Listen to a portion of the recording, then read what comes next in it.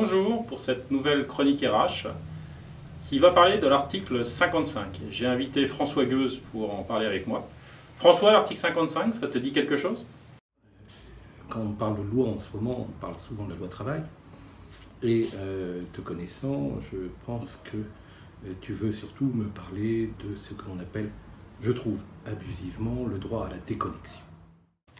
En effet, François, l'article 55 de la loi du travail est sur le droit à la déconnexion. Alors, il me semble que c'est un article important et pourtant, plusieurs billets ont dit le contraire. Et en particulier la NDRH, ce qui m'a assez surpris, qui a parlé d'épiphénomène. Quel est ton avis justement sur ce positionnement vis-à-vis de cet article 55? Alors, je serais assez d'accord avec ce terme d'épiphénomène. Un épiphénomène, ça peut apparaître une posture quelque peu critique, mais il m'apparaît important que de se poser tout un ensemble de questions sur ce qui a amené à l'élaboration de ce que certains appellent un droit à la déconnexion, chose qui n'est pas nouvelle. Vincent, je te rappelle que nous avions discuté il y a de ça encore quelques temps et que tu me signalais que toi tu entendais parler de ce droit à la déconnexion depuis une quinzaine d'années. En fait, cette logique de droit à la déconnexion est apparue de manière de plus en plus criante, nécessaire aussi, avec l'émergence et le développement des outils digitaux. Derrière cela, quand on parle d'outils digitaux, ce ne sont pas tous les outils, mais notamment le développement de tous ces outils dits mobiles que l'on emporte avec soi, chez soi, mais aussi qu'on emporte de chez soi en entreprise. Et cette déconnexion, d'une certaine manière, elle est rendue nécessaire au regard de la nécessité de faire une meilleure part entre vie privée et vie professionnelle, parce que les deux choses apparaissent de plus en plus poreuses, et d'une certaine manière, on a tout un ensemble d'éléments qui nous l'indiquent. En 2014, une étude de l'APEC nous indiquait que près d'un quart des cadres ne déconnectaient quasiment jamais. Différentes études nous montrent, réalisées par le gouvernement, nous ont montré que globalement, près de 90% des cadres estimaient que cette présence numérique était trop forte. Il y a là tout un ensemble de choses qui sont à prendre en compte. Mais est-ce qu'il s'agit d'une logique d'un droit à la déconnexion ou d'une certaine façon de la volonté que l'on peut et que l'on doit avoir de lutter contre ce que personnellement j'appelle une certaine forme de harcèlement numérique?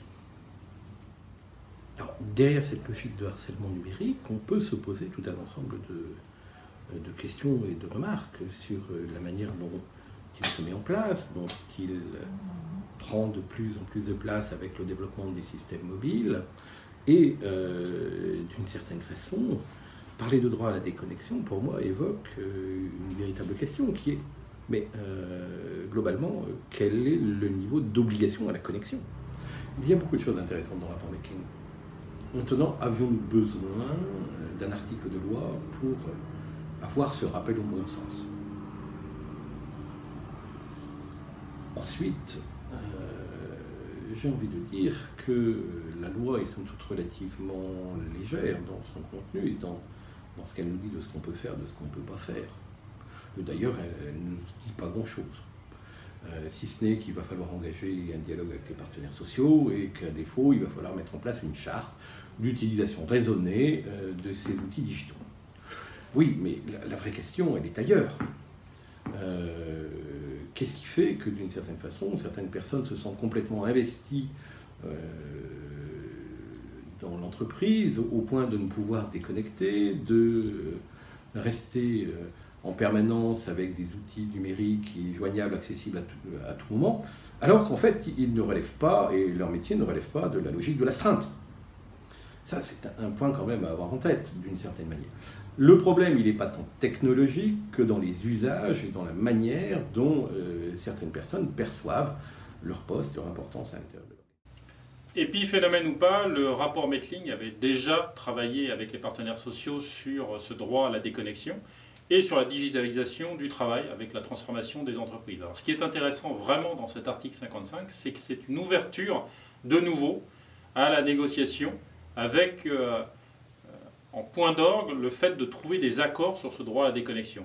Et par défaut, des chartes. D'ailleurs, la CFDT dernièrement s'est bien positionnée sur la recherche d'accords sur cet article 55. Alors c'est intéressant à double titre, pourquoi? Parce que ça va permettre enfin au RH de se mettre autour de la table avec les partenaires sociaux, parce que la loi le demande, et de travailler sur cette transformation digitale pour les RH. Ça signifie quoi? Ça signifie quoi du point de vue social, du point de vue conditions de travail, du point de vue nouveau rapport maintenant à la hiérarchie, au management. Donc non, ce n'est pas un épiphénomène, mais au contraire, ça va nous permettre d'appréhender en tant que RH cette révolution digitale qui est en marche chez nous. Sur ce point-là, je suis encore d'accord avec toi, Vincent.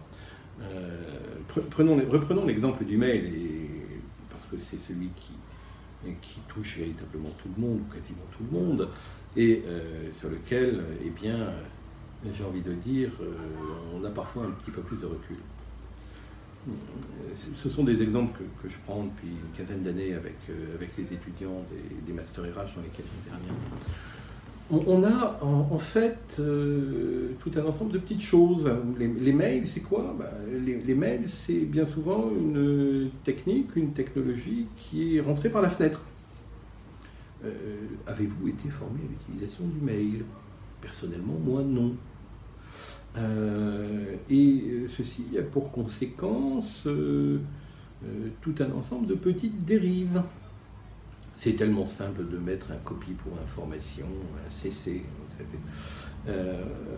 Et en définitive, nous avons à faire face au sein d'un grand nombre d'entreprises à une certaine forme d'inflation véritablement du mail qui finit par engorger nos boîtes, par prendre du temps, et puis j'ai envie de vous dire également, on en fait quoi? Comment faites-vous pour traiter tous les mails qui vous parviennent? Lorsque j'étais DRH d'un grand institut de recherche, je recevais quelques 220 mails par jour. Encore aujourd'hui, j'en reçois plus de 300. Est-ce que je peux tous les traiter? Et puis sur ces 300 ou ces 220 à l'époque, combien d'entre eux étaient véritablement utiles? Combien d'entre eux me concernaient directement? Une grosse quinzaine. La question, c'est qu'il va falloir aussi que nous nous éduquions les uns les autres pour travailler à la diffusion des messages pour la pertinence aux destinataires. Il va falloir aussi que l'on casse cette logique qui est de dire information égale pouvoir. Donc, il faut absolument que je lui donne cette information-là, on ne sait jamais, il pourrait m'en vouloir. Ou alors c'est oui, mais je veux être au courant de tout. Et ça ne marche pas. Il va falloir que nous substituions à la logique information égale pouvoir une logique de partage de l'information égale reconnaissance. Mais sous-entendre partage de l'information égale reconnaissance, ça sous-entend connaître les besoins des uns et des autres en matière d'information, en matière de données qui doivent leur être transmises. Et tu vois, quand on commence à toucher à cela, ce que je dis là, c'est pas uniquement valable pour le mail, c'est également valable pour le réseau social interne, c'est valable pour les systèmes de groupware, les wikis, qui sont passés les meilleurs, ou d'une certaine manière, on est en train de se reposer les questions de la mise en place d'une véritable collaboration. Maintenant, François, de façon pratique, si on se met à la place des RH qui sont amenés à négocier avec les partenaires sociaux, comment on s'y prendrait? Pour ma part, je pense que je commencerai par un diagnostic. Alors là, vous pouvez retrouver l'article sur les 4 D. C'est le premier D, c'est le diagnostic, mais un diagnostic partagé de on en est où actuellement avec l'infobésité, avec l'hyperconnexion dans notre entreprise. Mais on en est où aussi avec le management. C'est-à-dire que est-ce que j'ai développé on va dire un présentéisme digital par le fait que je demande sans arrêt des preuves que mes employés sont en train de travailler. Et donc ils me mettent très gentiment en copie de tous leurs mails. Ce qui fait que je me plains d'avoir 200 mails par jour, mais c'est moi qui les cherché en quelque sorte. Même si je ne l'avoue pas, en fait j'en suis responsable. Donc la première partie, ça serait vraiment d'avoir un diagnostic. La seconde partie, ça serait de le partager. Et de le partager de manière transparente avec les partenaires sociaux. Pour reprendre quelques éléments, et notamment un article que tu avais écrit et coécrit, je pense, avec Carole Blanco, il va falloir, d'une certaine façon, pour rentrer de plein pied dans la mise en place de cet article de loi et dans de réelles négociations avec les partenaires sociaux sur le sujet, il va falloir véritablement travailler à réaliser un diagnostic quant à l'utilisation des technologies dans l'entreprise. La réalisation de ce diagnostic n'est pas simple, parce que bien entendu, il y a les règles formelles, mais en fait, comme je disais tout à l'heure, les technologies sont rentrées par la fenêtre. Donc il y a les usages formels, il y a ce qu'on en croit, il y a ce qui est marqué dans le manuel, et puis il y a l'usage réel. Et pour ce faire, eh bien, il va falloir retravailler sur les usages réels et déjà les identifier. Donc travailler à l'identification de ces usages est quelque chose d'essentiel. Ça, c'est un premier point. Ensuite, il va falloir que l'on travaille à la problématique, comme je l'indiquais tout à l'heure, de reconstruire tout un ensemble de modalités de fonctionnement et de travail, non pas autour, mais avec les technologies. Parce que, d'une certaine façon, nous avons un peu trop pris l'habitude que d'utiliser à outrance ces outils. Je me rappelle, dans le cadre d'un audit, un service où, globalement, alors que les personnes étaient quasiment en face l'une de l'autre, elles étaient séparées par 3 mètres à l'intérieur d'une grande pièce, elles s'envoyaient des mails.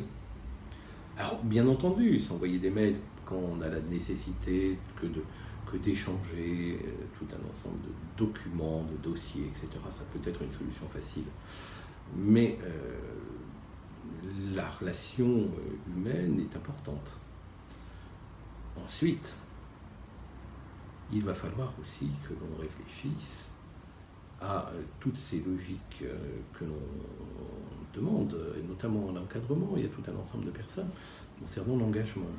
Et il va falloir faire très très attention à recadrer certaines choses. C'est pas parce que l'on est cadre que l'on est en astreinte permanente. Voilà. J'aimerais bien revenir en guise de conclusion à ta question initiale. Alors, épiphénomène ou pas épiphénomène? Les deux. Les deux parce que d'une certaine façon, on sait très bien que très souvent, quand il y a un article de loi avec une logique, on dit il va falloir négocier, puis s'il n'y a pas d'accord, globalement il va falloir mettre une charte en place de manière unilatérale par l'employeur. C'est la meilleure manière que de se dire que on va faire une charte à minima, on va dire que c'est pas bien de consulter les mails après 20 heures, et puis on aurait estimé qu'on a fait le boulot. C'est un peu ce qui m'inquiète dans ce qui est en train de tourner autour du droit à la déconnexion aujourd'hui. Si c'est ça, ce sera un épiphénomène, c'est vrai. Si on a une vision plus positive de la chose, que l'on en profite pour recomposer, repenser le travail, pour remettre en cause notre relation aux technologies, à ce moment-là, c'est à mon sens une véritable chance pour les entreprises et pour accompagner leur digitalisation, leur numérisation, si on veut faire à la mode.